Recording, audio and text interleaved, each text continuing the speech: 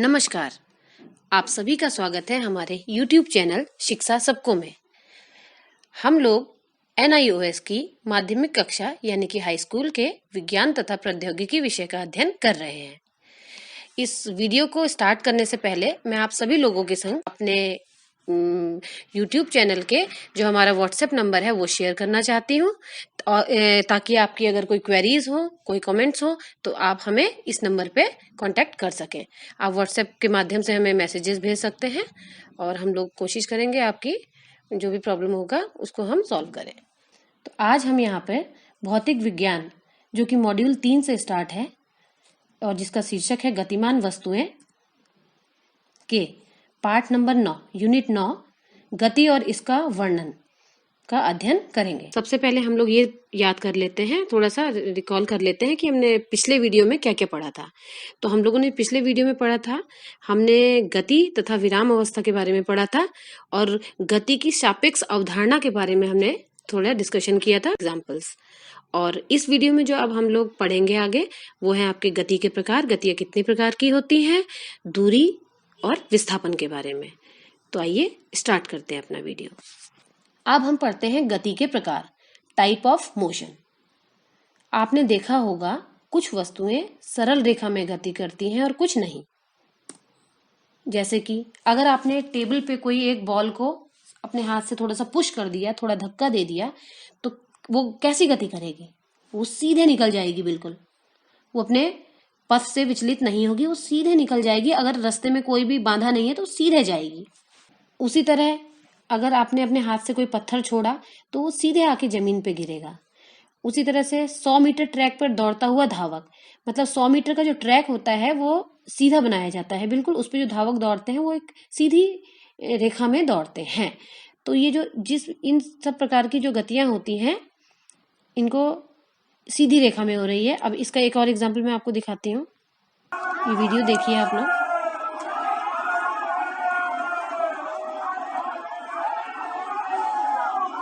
इन सभी उदाहरणों में आपने क्या देखा? पहले आप अपने से क्वेश्चन पूछिए। इन सभी उदाहरणों में आपने देखा कि आप जो भी वस्तुएं गतिशील हैं वो एक सरल रेखा के अनुदिश जा रही हैं। ठीक है, सरल रेखा मतलब जितनी भी वस्तु, जैसे बॉल की बात करें, हाथ से फेंका हुआ पत्थर, 100 मीटर के ट्रैक पे दौड़ता हुआ धावक, ट्रैक पे दौड़ते हुए घोड़े, सभी एक सरल रेखा में गति कर रहे हैं। तो इसको हम ऐसा समझते हैं। देखिए, इन सभी उदाहरणों में आप पाएंगे कि गतिशील वस्तु की स्थिति समय के सापेक्ष सरल रेखा के अनुदिश बदल रही है।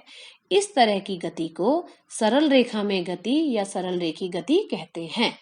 तो जो भी अगर कोई गतिशील वस्तु समय के साथ एक सरल रेखा के अनुदिश स्थिति में परिवर्तन कर रही है या उसकी स्थिति में परिवर्तन समय के साथ लगातार एक सरल रेखा में हो रहा है, तो इस प्रकार की गति को सरल रेखा में गति या सरल रेखी गति कहते हैं। अब एक दूसरी प्रकार की गति के बारे में हम आपको बताते हैं। आपने अपनी कलाई की घड़ी की सुई की गति देखी होगी, गोलाकार झूले में बैठे हुए बच्चे देखे होंगे, आपके विद्युत पंखे जो कि आपके सीलिंग फैन होते हैं के ब्लेडों की गति का अवलोकन किया होगा। आपने सब लोगों ने देखा होगा अपनी रोजमर्रा की जिंदगी में। तो इसमें आपने देखा होगा किस प्रकार की गति होती है। तो इसमें क्या होता है, वस्तु एक वृत्ताकार पथ पर चलती है। वृत्ताकार पथ का मतलब होता है गोलाकार। गोलाकार को बोला जाता है वृत्ताकार, एक वृत्त, गोल। तो जब कोई वस्तु एक गोलाकार या वृत्ताकार पथ को फॉलो करती है, उस पथ पर चलती है और अपनी अवस्था में लगातार परिवर्तन करती है, वो भी समय के साथ, तो इस प्रकार की गति को हम लोग वृत्ताकार गति कहते हैं। अब एक तीसरे टाइप की गति है। आप लोगों ने पहले आप ये एक वीडियो देखिए कि इसमें किस प्रकार से गति कर रहे हैं। देखिए, पेड़ों की टहनियां हवा में हिल रही हैं। तो वही मैं आपको यहाँ पे बताना चाहती हूँ कि क्या कभी आपने पेड़ की शाखाओं को गति करते हुए ध्यान से देखा है? देखिए, वीडियो में देखिए आप लोग। ये क्या कर रही हैं? ये अपनी केंद्रीय स्थिति या विराम की स्थिति के इर्द गिर्द घूमती हैं, घूमती कह लीजिए या इर्द गिर्द गति करती हैं।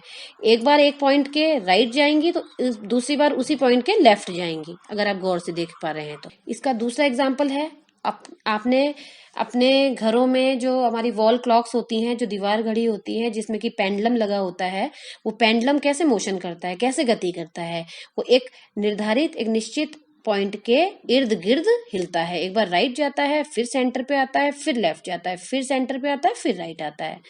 तो इस तरह की गति को हम लोग बोलते हैं दोलन गति। ये दोलन गति के एग्जाम्पल्स हैं। ऐसी गति में अब मैं बताती हूँ आपको होता क्या है। ऐसी गति में कोई भी वस्तु एक बिंदु, जो मैंने बोला था एक अपनी मध्य बिंदु, एक बिंदु जिसे कि विराम की स्थिति या संतुलन स्थिति कहते हैं, के आगे पीछे घूमती हैं। आगे पीछे कह लीजिए या इर्द गिर्द कह लीजिए, दोनों साइड इक्वली घूमती हैं। जैसे कि मैंने आपको एग्जांपल दिया था पेड़ों की टहनियों का, उसके बाद ये वॉल क्लॉक का दे रही हूँ आपको एग्जांपल। तो एक बार फिर से रिपीट करते हैं। ऐसी गति में मतलब दोलन गति में, ऐसी दोलन गति में कोई भी वस्तु एक बिंदु जिसे कि हम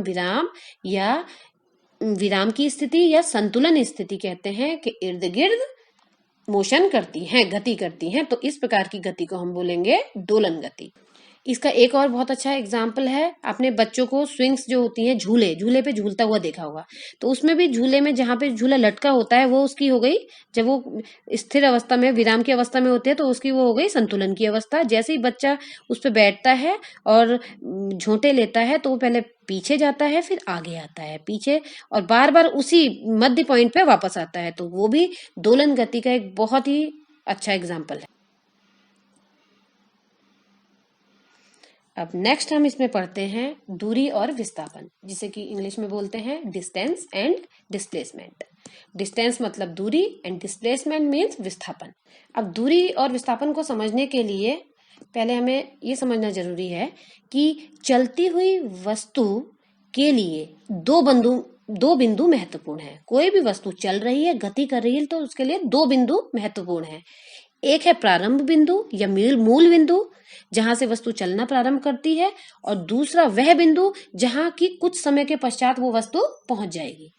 तो हमने यहाँ पे ये पढ़ा कि किसी भी गतिमान वस्तु के लिए दो बिंदु महत्वपूर्ण होती है, एक प्रारंभ बिंदु या मूल बिंदु, और दूसरी वो बिंदु जहां पर वो पहुंचती है, लक्ष्य बिंदु कहते हैं। वस्तु की गति के दौरान प्रारंभ बिंदु और लक्ष्य बिंदु एक पथ द्वारा जुड़े होते हैं। बिल्कुल सही बात है। अगर आप किसी बिंदु से, हम बिंदु कह रहे हैं तो इसको आप ऐसे भी समझ सकते हैं, आपको अपने घर से स्कूल जाना है, तो घर से जाना है तो घर हो गया आपका प्रारंभ बिंदु और स्कूल हो गया आपका लक्ष्य बिंदु। और घर से स्कूल तक जाने के लिए जहां जाएंगे वो हो गया उसका पथ। तो वस्तु की गति के दौरान प्रारंभ बिंदु और लक्ष्य बिंदु एक पथ द्वारा जुड़े होते हैं। एक पथ के द्वारा भी जुड़े हो सकते हैं और बहुत सारे पथ भी हो सकते हैं, क्योंकि इस घर से स्कूल जाने के लिए हो सकता है आपका एक रास्ता हो सकता है कोई शॉर्टकट हो, लॉन्ग कट हो। तो वही समझा रहे हैं हम यहाँ पे। अब मैं यहाँ पे आपको बताती हूँ कि वस्तु द्वारा तय किए गए पथ की लंबाई को दूरी कहते हैं। इसको भी आप ऐसे समझिए, आप घर से निकले स्कूल के लिए, तो घर से स्कूल के लिए जाने के आपके पास एक शॉर्टकट होगा, एक जनरल कट होगा, जो जहाँ नॉर्मली आप जाते हैं। तो शॉर्टकट से अगर जाएंगे तो पथ की लंबाई कम होगी, आप लॉन्ग कट से जाएंगे तो पथ की लंबाई ज्यादा होगी। तो शॉर्टकट से आपको दूरी कम पड़ेगी और लॉन्ग कट से हम कहते हैं दूरी ज्यादा पड़ेगी। यही दूरी है। तो पथ की लंबाई को ही हम दूरी कहते हैं। प्रारंभ की स्थिति से लक्ष्य बिंदु तक पहुंचने के लिए जो पथ होते हैं, उन पथ की लंबाई को दूरी कहते हैं। वो दूरी दो सेम पॉइंट्स के लिए अलग अलग भी हो सकती है, क्योंकि उस प्रारंभ बिंदु से लक्ष्य बिंदु तक पहुंचने के बहुत सारे पथ हो सकते हैं। आप देखिए, किसी भी गति में आप पाएंगे कि स्थिति में लगातार बदलाव से वस्तु एक जगह से दूसरी जगह पहुंचती है। बिल्कुल सही बात है। कोई भी गति हो रही है तो हमने उसमें देखा है कि समय के साथ वस्तु एक स्थान से दूसरे स्थान पर पहुंचती है। तो वस्तु की स्थिति में ये जो परिवर्तन है, इसी को हम विस्थापन कहते हैं। जैसे कि आप घर से स्कूल के लिए निकले, तो आपने क्या देखा कि आपकी स्थिति में लगातार बदलाव हुआ है और आप एक घर से स्कूल पहुंच गए हैं। आपकी स्थिति में परिवर्तन हुआ है, आप घर से स्कूल पहुंच गए हैं। जो घर से स्कूल पहुंचे हैं, ये घर से स्कूल पहुंचना, यही आपका विस्थापन कहलाएगा। ठीक है, ए पॉइंट मान लीजिए, बी पॉइंट मान लीजिए, अभी मैं आपको आगे चल के बताते हैं। तो मूल रूप से यह वस्तु की प्रारंभिक स्थिति और अंतिम स्थिति के बीच की न्यूनतम दूरी है। मूल रूप से यानी कि बेसिकली जो विस्थापन होता है वो प्रारंभिक स्थिति और अंतिम स्थिति के बीच की न्यूनतम दूरी होती है। इसको हम ऐसे समझ सकते हैं, आप स्कूल, घर से स्कूल के लिए निकल रहे हैं तो आपके पास सपोज 2 रास्ते हैं, चलिए 3 मान लीजिए, एक सबसे छोटा शॉर्टकट, एक थोड़ा बड़ा और एक उससे बड़ा। तो विस्थापन हमेशा, इस केस में विस्थापन हमेशा शॉर्टकट की जो लंबाई होगी, जो दूरी होगी वो होगा। लेकिन अगर हम घर से स्कूल की दूरी की बात करें तो अगर आप छोटे वाले पथ से जाएंगे, रास्ते से जाएंगे तो दूरी कम होगी, उसके सेकंड वाले रास्ते से जाएंगे तो दूरी थोड़ी ज्यादा होगी, और अगर थर्ड वाले रास्ते से जाएंगे तो दूरी और ज्यादा होगी। बट विस्थापन हमेशा इसका जो है वो न्यूनतम दूरी ही रहेगी, जो कि शॉर्टकट है आपका। अब ये थोड़ा आगे चल के आपको एलेबोरेट करते हैं। तो पथ की लंबाई हमेशा विस्थापन को नहीं दर्शाती। यहाँ पे हम ये बताना चाह रहे हैं कि जरूरी नहीं है कि एक पाथ अगर 2 किलोमीटर का हो, रास्ता हो, घर से स्कूल की दूरी अगर 2 किलोमीटर है तो ऐसा बिल्कुल भी जरूरी नहीं है कि आपका विस्थापन भी 2 किलोमीटर ही होगा, क्योंकि ये पथ तो हो सकता है आपका अलग अलग हो। आप 3 किलोमीटर के रास्ते से जाएंगे तो दूरी 3 किलोमीटर हो जाएगी, 2 किलोमीटर के रास्ते से जाएंगे तो 2 किलोमीटर हो जाएगी, 1 किलोमीटर के रास्ते से जाएंगे तो 1 किलोमीटर हो जाएगी। तो ये पथ की जो लंबाइयां होती हैं उसको दूरी कहते हैं, और दूरी पथ के हिसाब से बदलती है, लेकिन विस्थापन कभी भी नहीं बदलता। विस्थापन हमेशा जो है वो प्रारंभिक स्थिति से अंतिम स्थिति के बीच की न्यूनतम दूरी ही होती है। अब एग्जाम्पल लेते हैं, एक पॉइंट है ए, प्रारंभिक पॉइंट आपका, और बी है आपका लक्ष्य पॉइंट। ठीक है, तो ए को समझ लीजिए आपका घर और बी को समझ लीजिए आप अपना स्कूल। तो ए से बी तक जाने के लिए एक तो ठीक है, ए आपका घर, बी आपका स्कूल। तो आपको अगर ए से बी तक जाना है, अपने घर से स्कूल जाना है, तो एक पाथ हो गया आपका ए बी, पथ कहते हैं जिसे हिंदी में, इंग्लिश में बोलते हैं पाथ, तो कंफ्यूज मत करिएगा। तो एक पाथ तो हो गया ए बी। अब मैंने यहाँ पे एक पॉइंट बनाए हैं सी और डी। अब हमें ए से बी तक जाने के लिए हम लोग ए से इस वाले रास्ते को भी फॉलो कर सकते हैं, ए सी बी। उसी तरह एक और रास्ता है ए डी बी, जो मैंने अभी आपको बताया था एग्जाम्पल देके। अभी आपको मैं दिखा रही हूँ यहाँ पे। तो इसमें जो आपको पहले तो ये समझने की जरूरत है कि बी तक, ए से बी तक आने के लिए 3 रास्ते हैं, A B, A C B और ए डी बी। तो सबसे पहली चीज यहाँ पे हम दूरी और विस्थापन समझते हैं। अभी हमने पीछे पढ़ा था कि दूरी जो होती है वो पथ की लंबाई के बराबर होती है। तो कितने 3 पथ हैं इसमें, A B, A C B और ए डी बी। तो इस वाले रास्ते को अगर हम फॉलो करते हैं तो दूरी इसकी लंबाई के बराबर होगी, इस वाले को फॉलो करते हैं तो इस वाले के बराबर होगी, और इस वाले को फॉलो करते हैं तो इस वाले के बराबर होगी। तो यानी कि तीनों कंडीशन में जो दूरी है वो भिन्न भिन्न है, डिफरेंट है। बट अगर हम विस्थापन की बात करें, हमने पढ़ा था कि प्रारंभिक बिंदु और अंतिम बिंदु के बीच की न्यूनतम दूरी ही विस्थापन है। तो आपको दिखाई दे रहा होगा कि न्यूनतम दूरी आपका सबसे छोटा रास्ता इसमें कौन सा है, ए बी। तो यही इसका विस्थापन होगा इस केस में। ये देखिए ए बी। और विस्थापन के लिए एक और कंडीशन बहुत इंपॉर्टेंट है, विस्थापन जो सबसे जो न्यूनतम पाथ अगर उसका स्ट्रेट लाइन है तो वही उसका विस्थापन होगा। विस्थापन हमेशा स्ट्रेट लाइन में होता है, ठीक है। जबकि दूरी देखिए आप, ये आपकी कंडीशन यहाँ से बदल गई, ऐसी यहाँ से ये इतने मुड़ गई, तो ये तो दूरी कहलाएगी। दूरी ये भी है, लेकिन ये दूरी इस केस में, ये वाला जो रास्ता है इस केस में दूरी और विस्थापन बराबर है। लेकिन अगर हम इस रास्ते को फॉलो करेंगे तो इस केस में हमारी दूरी ज्यादा होगी, विस्थापन हर केस में यही रहेगा ए बी। विस्थापन हम हर केस में ये न्यूनतम पाथ ही रहेगा ए बी, और दूरी हर केस में बदलती रहेगी। ए बी के केस में दोनों विस्थापन और दूरी बराबर होगी, ए डी बी के केस में दूरी ज्यादा होगी, विस्थापन कम होगा, ए सी बी के केस में दूरी तो इस पथ के बराबर होगी लेकिन विस्थापन इसी के बराबर। तो अभी हमने पीछे देखा कि विस्थापन दूरी से छोटा या दूरी के बराबर होता है, कभी भी दूरी से कम तो नहीं होगा, बट विस्थापन दूरी से छोटा या दूरी के बराबर होता है। हाँ सॉरी, तो अभी हमने पीछे देखा, उससे समझा कि विस्थापन दूरी से छोटा या दूरी के बराबर होता है। दूरी से छोटा किस केस में था, अब बताती हूँ आपको। दूरी से छोटा अगर हम ए सी बी की बात करें तो इसमें दूरी होगी, सपोज ये 5 किलोमीटर है, ये 2 किलोमीटर है, तो 7 किलोमीटर हो गई ए से बी की दूरी इस रास्ते से। और ये जो विस्थापन है ये रहेगा, ये वाला ए बी।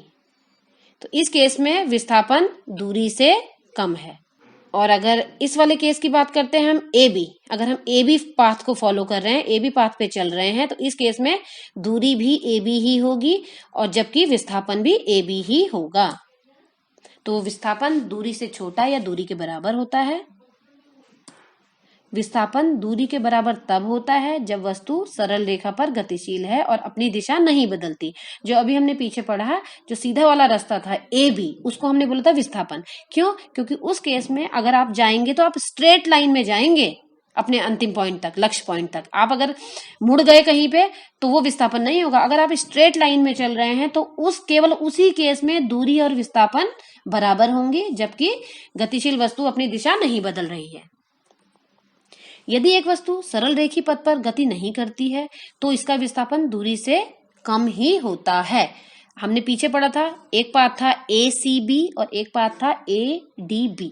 तो इस केस में वस्तु ने अपनी दिशा बदल ली थी, वो स्ट्रेट लाइन में ना चल के एक राइट एंगल डायरेक्शन में चली है, 90 डिग्री का कोण बनाते हुए मुड़ गई। तो उस केस में हमेशा विस्थापन दूरी से कम ही होगा। विस्थापन शून्य भी हो सकता है। अब सोचिए, विस्थापन शून्य कब हो सकता है? विस्थापन शून्य हो सकता है लेकिन दूरी शून्य नहीं हो सकती है, ये भी एक कंडीशन है। अब आप सोचेंगे विस्थापन शून्य हो सकता है और दूरी शून्य नहीं हो सकती है।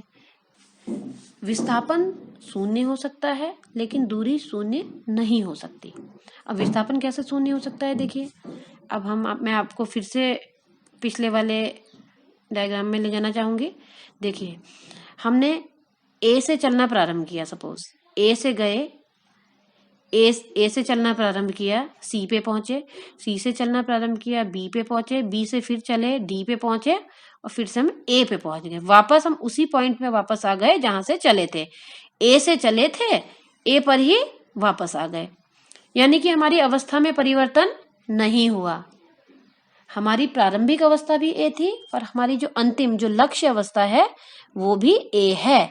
तो इसका मतलब हमारी अवस्था में परिवर्तन नहीं हुआ। जब अवस्था में परिवर्तन नहीं होता है तो विस्थापन शून्य होता है। लेकिन इस केस में अगर हम दूरी की बात करें तो दूरी शून्य नहीं है। दूरी हो जाएगी आपके इस वाले पथ की लंबाई, एसी पथ की लंबाई प्लस सीबी पथ की लंबाई प्लस बीडी पथ की लंबाई प्लस डीए पथ की लंबाई। तो यही एग्जाम्पल है कि इसमें विस्थापन शून्य है लेकिन दूरी शून्य नहीं है।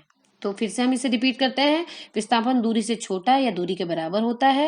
विस्थापन दूरी के बराबर तब होता है जब वस्तु सीधी रेखा में या सरल रेखा पर गतिशील है और अपनी दिशा नहीं बदलती है, स्ट्रेट चल रही है। यदि एक वस्तु सरल रेखी पथ पर गति नहीं करती है तो इसका विस्थापन दूरी से कम ही होता है। ये बता रहे हैं यहाँ पे हम लोग। फिर से मैं रिपीट करती हूँ कि सरल रेखी पथ पर अगर आप गति नहीं करती है कोई वस्तु तो उसका विस्थापन दूरी से हर हाल में कम ही होगा। विस्थापन शून्य हो सकता है लेकिन दूरी शून्य नहीं हो सकती। उसका एग्जाम्पल भी मैंने आपको बता दिया कि आप अगर उसी पॉइंट से चलकर वापस घूमते घामते उसी पॉइंट पे वापस आ गए तो आपकी अवस्था में परिवर्तन नहीं हुआ। प्रारंभिक अवस्था भी वही थी और आपकी अंतिम अवस्था भी वही है, तो विस्थापन हो गया शून्य। लेकिन आप जिस पथ से चल के आए हैं उसकी पूरी लंबाई को अगर आप ऐड कर लेंगे तो आपकी दूरी निकल आएगी, तो दूरी शून्य नहीं हो सकती। विस्थापन का परिमाण अंतिम स्थिति और प्रारंभिक स्थिति के बीच की न्यूनतम दूरी है। ये तो बिल्कुल क्वाइट ऑब्वियस है कि विस्थापन का परिमाण, अगर आपको कोई दो बिंदु दिए हैं ए से बी के, ए और बी के बीच की दूरी 5 किलोमीटर है, तो अगर हम पूछे कि विस्थापन कितना है, विस्थापन के परिमाण कितना है, विस्थापन की वैल्यू कितनी है, तो आप कैसे निकालेंगे? आप ऐसे निकालेंगे कि ए और बी के बीच की दूरी का डिफरेंस, ए सपोज मान लीजिए 0 पर है, बी 5 किलोमीटर है, तो 5 minus 0 is equal to 5 kilometre. तो आपका विस्थापन निकल गया 5 किलोमीटर। आपने 0 से 5 तक पहुंचे तो आपका डिफरेंस जो दोनों पॉइंट का आ गया वो 5 आ गया। तो यही विस्थापन कहलाता है। इसका मतलब विस्थापन का परिमाण या विस्थापन का जो वैल्यू होता है अंतिम स्थिति और प्रारंभिक स्थिति के बीच की न्यूनतम दूरी के बराबर। न्यूनतम, सबसे कम जो दूरी होगी, स्ट्रेट लाइन में जो दूरी होगी वो होती है न्यूनतम। वस्तु द्वारा तय किए गए पथ की लंबाई दूरी है। अभी हमने पढ़ा वस्तु जिस जिस पॉइंट से, जिस जिस पथ से होकर अपने लक्ष्य बिंदु तक पहुंचती है वही उसके पथ की लंबाई होती है, वही लंबाई उसकी दूरी होती है। यानी कि पथ की लंबाई ही दूरी है। अगर आपका घर से स्कूल तक जाने के 3 पथ हैं तो आपकी दूरियां की वैल्यू भी 3 होंगी। पहले पथ की जो दूरी, पहले पथ की लंबाई, दूसरे पथ की से जाएंगे तो दूरी, दूसरे पथ की लंबाई, तीसरे पथ जाएंगे तो तीसरे पथ की लंबाई। दूरी पथ पर निर्भर करती है जबकि विस्थापन केवल प्रारंभिक एवं अंतिम स्थितियों पर निर्भर करता है। हमने देखा कि दूरी जो है पथ की लंबाई पर निर्भर करती है। बिल्कुल सही बात है, जितनी पथ की लंबाई उतनी ही दूरी। लेकिन विस्थापन का ऐसा नहीं है। अगर आप सेम पॉइंट पे वापस आ जा रहे हैं तो विस्थापन उस अवस्था में 0 होता है। इसका मतलब यह है कि विस्थापन केवल 2 चीजों पर निर्भर करती है, एक उसकी प्रारंभिक स्थिति और एक उसकी अंतिम स्थिति। दोनों के बीच अगर डिफरेंस नहीं है तो वो 0 होगा। सबको का व्हाट्सएप नंबर शेयर करना चाहती हूँ तो हमारा नंबर है 7895860757। अगर आप लोगों की कोई क्वेरीज हैं तो प्लीज़ हमारे संग शेयर करें और अधिक से अधिक हमारे लिंक को अपने दोस्तों के संग शेयर करें जो कि किसी भी हिंदी बोर्ड से अध्ययनरत हैं, ताकि हमारी इस छोटी सी पहल का जो भी जरूरतमंद लोग हैं अधिक से अधिक लाभ उठा सके। धन्यवाद।